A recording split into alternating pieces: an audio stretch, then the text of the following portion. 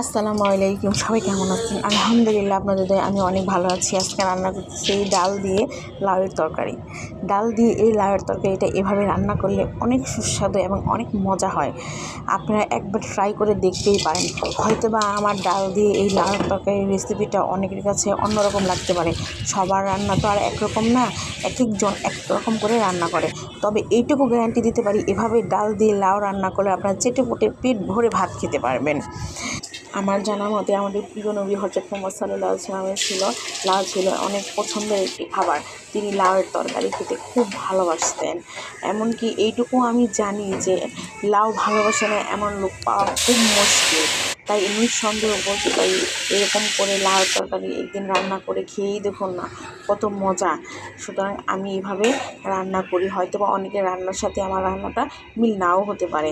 এই তো আমার লাউ রান্না হয়ে গেল। সবাই ভালো থাকবেন। আল্লাহ হাফেজ।